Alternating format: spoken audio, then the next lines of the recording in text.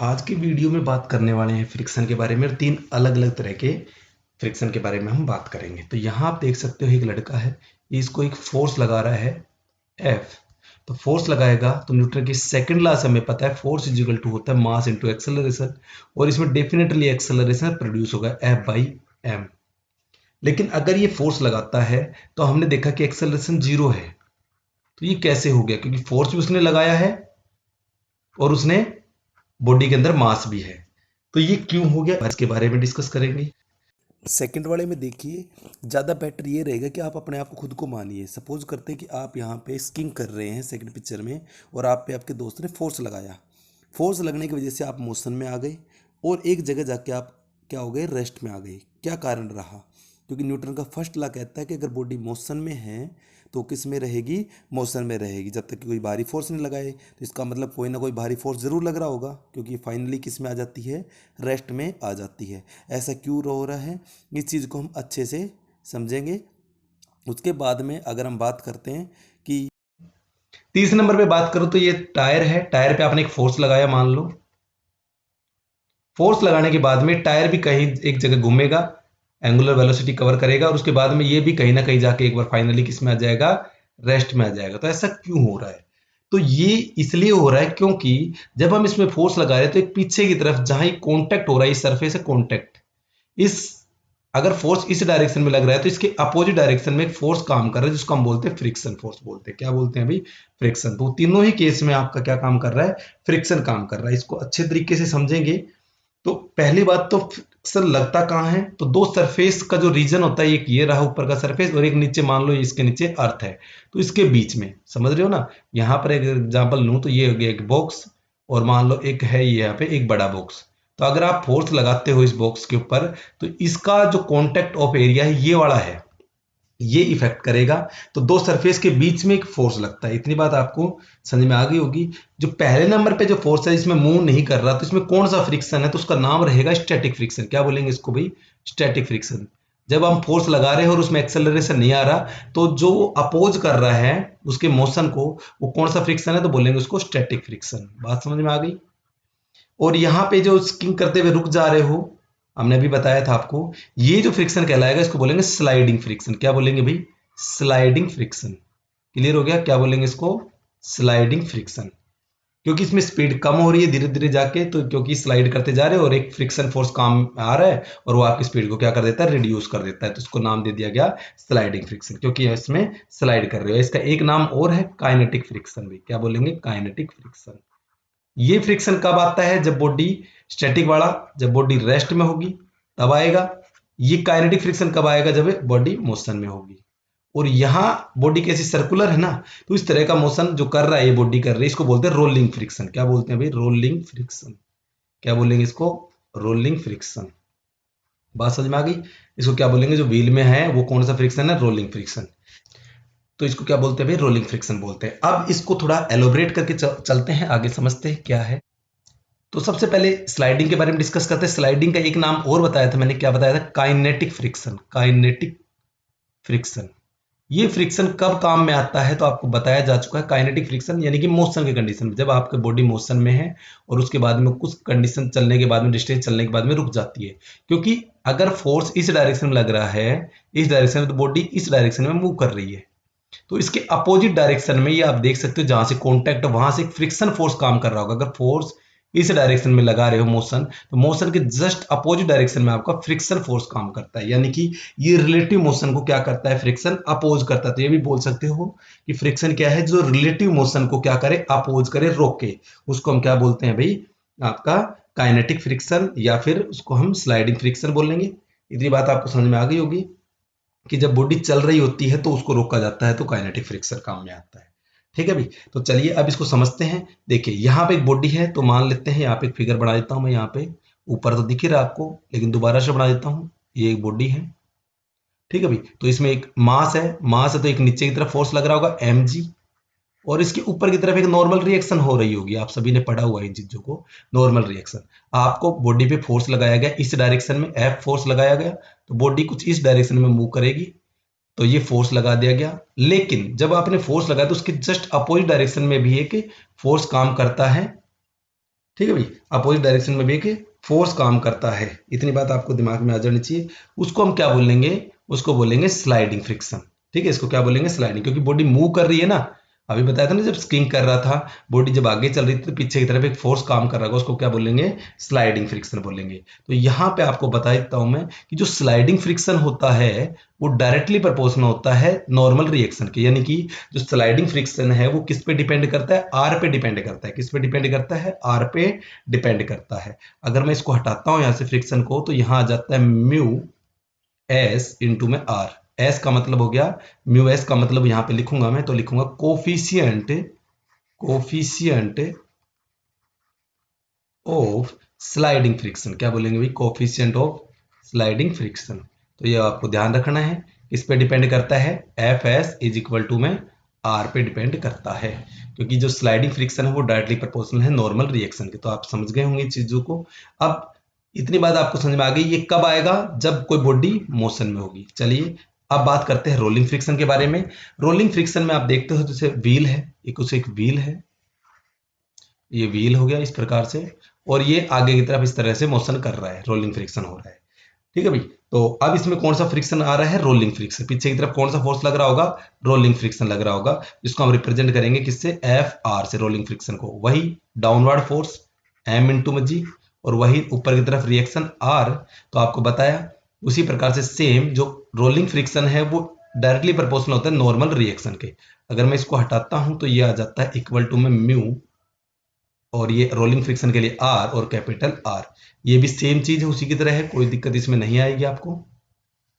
अगर आगे बात करें रोलिंग फ्रिक्शन क्या है ये, तो इसको म्यू का मतलब क्या है, यहां पे इसको बोलेंगे coefficient coefficient of rolling friction. क्या बोलेंगे, कोफिशियंट ऑफ रोलिंग फ्रिक्शन बोलेंगे भाई। क्या बोलेंगे, कोफिशियंट ऑफ रोलिंग फ्रिक्शन।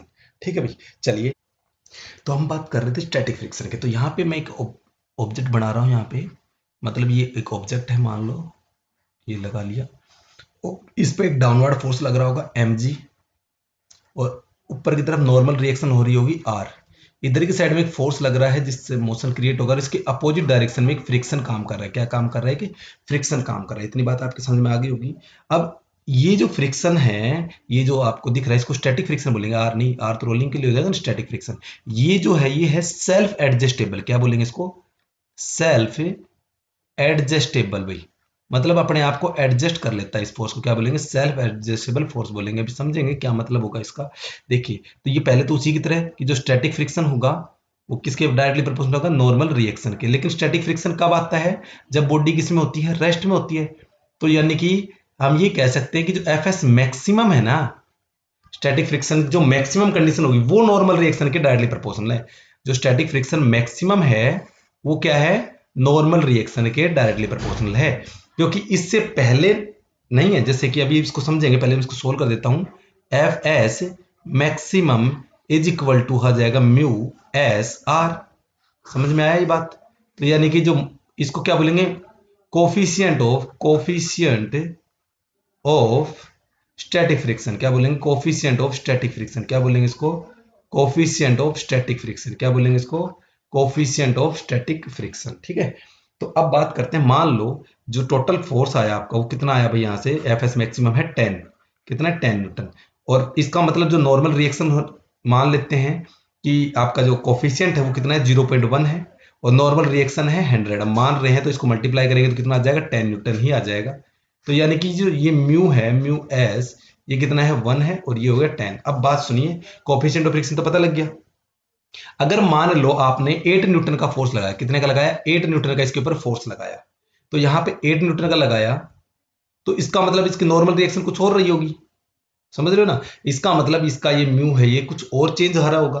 तो यानी कि ये क्या करेगा, जब इस बॉक्स पे हम 8 न्यूटन का फोर्स लगाएंगे तो पीछे की तरफ ऑटोमेटिक ही 8 न्यूटन का फोर्स लगाएगा। क्लियर हो रही बात। अगर यहां से आप 6 न्यूटन का फोर्स लगाओगे तो ऑटोमेटिक कितने का लगाएगा, 6 न्यूटन का। लेकिन मैक्सिमम कितना था, 10 न्यूटन। अगर आप 10 न्यूटन से 12 न्यूटन लगा देते हो, कितने का, 12 न्यूटन का फोर्स लगा देते हो, तो क्या होगा। तो ऐसी कंडीशन में हम कह सकते हैं कि 10 क्या ये 12 न्यूटन का फोर्स लगाएगा, नहीं, ये सिर्फ कितने का लगाएगा, 10 न्यूटन का ही फोर्स लगाएगा पीछे की तरफ। बात समझ रहे हो? तो कितने का लगाएगा, 10 न्यूटन का पीछे की तरफ लगाएगा, 2 न्यूटन जो एक्स्ट्रा लगाया उसकी वजह से इसमें मोशन आ जाएगा। अगर ये नहीं लगाओगे तो मोशन में नहीं आएगा भाई। तो यानी कि आपको ये बात समझ में आ गई होगी, जो एफ एस मैक्सिमम है वो डायरेक्टली प्रोपोर्शनल है किसके, नॉर्मल रिएक्शन के। एफ एस मैक्सिमम ये वो लिमिट है, उसके बाद में आपकी बॉडी किस में आ जाती है, मोशन में। और इस एफ एस मैक्सिमम को क्या बोल सकते हैं, एफ एस मैक्सिमम से पहले तो था स्टैटिक, रेस्ट पे था। एफ एस मैक्सिमम का एक नाम बोलेंगे इसको लिमिटिंग फ्रिक्शन। क्या बोलेंगे भाई इसको, लिमिटिंग फ्रिक्शन। क्या बोल देंगे इसको, लिमिटिंग फ्रिक्शन भी। क्या बोलेंगे, लिमिटिंग फ्रिक्शन। यानी कि लिमिट है, कौन से लिमिट, किसकी, स्टैटिक फ्रिक्शन की लिमिट है भाई, कि स्टैटिक फ्रिक्शन इससे ऊपर जगाओगे तो स्टैटिक फ्रिक्शन काम में नहीं आएगा, फिर वो किस में चला जाएगा, काइनेटिक फ्रिक्शन में कन्वर्ट हो जाएगा। तो ये जो इसको हम बोल सकते हैं लिमिटिंग फ्रिक्शन भाई। समझ में आ गया? एक चीज और बता देता हूं इसमें, कि जो म्यू एस है वो ग्रेटर देन है, स्टैटिक फ्रिक्शन है वो ग्रेटर देन है mu of kinetic friction, and greater than है म्यू ऑफ आर। दूसरी बात, ये सरफेस पे डिपेंड नहीं करता है, जो फ्रिक्शन है वो सरफेस पे डिपेंड नहीं करता है, किस पे डिपेंड करता है, नॉर्मल रिएक्शन पे डिपेंड करता है भैया। ठीक है, इतनी बात आपको समझ में आ गई होगी। अब कुछ डेफिनेशंस पे लेके चलते हैं आपको।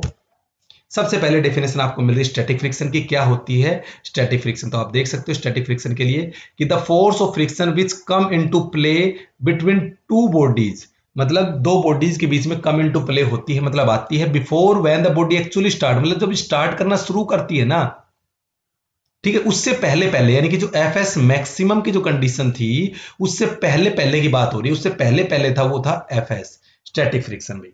समझ में आ गया? यानी कि एफ एस से पहले पहले की कंडीशन होगी वो क्या कहलाएगी, आपकी स्टैटिक फ्रिक्शन आएगी।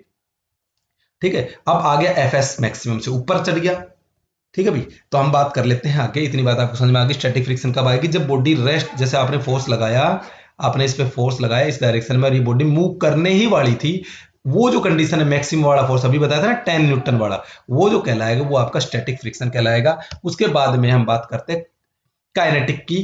काइनेटिक या डायनेमिक्स फ्रिक्शन क्या होता है कि जब कोई बॉडी मोशन में आ जाती है, जैसे आपके ऊपर फोर्स लगा दिया गया, आप पे इस पे फोर्स लगा दिया, अगर आप ये बॉडी किस में आ गई, मोशन में आ गई, तो इसको तब भी एक रोकने का काम कर रहा है। तो अभी बता रहा था, आप स्कीइंग कर रहे हो बर्फ के आइस के ऊपर और वहां पे आपको फ्रेंड ने फोर्स लगा दिया, आप कहीं ना कहीं जाके एक बार रेस्ट में आ जाओगे। तो रेस्ट में आए ना, क्यों आए, क्योंकि वहां पे एक फोर्स काम कर रहा है जिसका नाम बोलेंगे काइनेटिक फ्रिक्शन, स्लाइडिंग फ्रिक्शन या डायनेमिक फ्रिक्शन भाई। इतनी बात समझ में आ गई। उसके बाद में हम बात करते हैं ये जो लिमिटिंग फ्रिक्शन के बारे में हम बात कर रहे थे, लिमिटिंग फ्रिक्शन, ये स्टैटिक फ्रिक्शन होता है maximum which come into play when a body just start moving over the surface of another, बस जस्ट स्टार्ट ही होती है एक बार। अब यानी कि इससे एक बात और पता लगी, पहले तो स्टैटिक फ्रिक्शन तो क्या है, यहां से आप देखोगे तो फोर्स लगाते जा रहे हो तो स्लाइडिंग फ्रिक्शन है आपका बढ़ता जा रहा है, एक लिमिट तक बढ़ेगा, मैक्सिमम तक। आपको बताया था ना कि एफ एस मैक्सिमम तक आपका जो फोर्स होगा वो मैक्सिमम बढ़ता जाएगा। उसके बाद में एक लिमिट आ जाएगी, लिमिट के बाद में एकदम से अचानक से आपको ज्यादा फोर्स लगाना पड़ेगा यहाँ पे, और उसके बाद में लिमिट के बाद में जैसे ही वो बॉडी किसी में आएगी, मोशन में आएगी, आपका फोर्स क्या हो जाएगा, कम लगाने की जरूरत होती है। आप खुद भी एक्सपेरिमेंटली आप प्रूव भी कर सकते हो कि शुरुआत में गाड़ी खड़ी हुई है, यहाँ पे गाड़ी खड़ी हुई है यहाँ पे, और आप गाड़ी खराब हो गई, मान लो क्या हो गई, गाड़ी यहाँ पे खराब हो गई। ठीक है भाई, तो क्या हो रहा है, आपको फोर्स लगाने के लिए कहा जाता है धक्का लगाइए भाई गाड़ी स्टार्ट करें, तो शुरू में आपको फोर्स लगाना पड़ता है ज्यादा, और जब ये आपकी गाड़ी है ये मोशन में आ जाती है तो आपको फोर्स क्या लगाना पड़ता है, कम लगाना पड़ता है, क्योंकि आपका ये वाला फोर्स क्या है, कम है। इसको हम क्या बोलते हैं, इसको बोलेंगे हम काइनेटिक फ्रिक्शन। ये वाला जो है काइनेटिक, ये वाला जो हिस्सा है ये कहलाएगा लिमिटिंग फ्रिक्शन भाई। तो आई होप आपको ये सारी चीजें क्लियर हो गई होंगी, अब ग्राफ भी आपको समझ में आ गया होगा। ठीक है भाई, तो मिलते हैं आपको नेक्स्ट वीडियो में, तब तक के लिए नमस्कार, thank you and have a good day. Channel को सब्सक्राइब नहीं करा तो जरूर कर ले, धन्यवाद।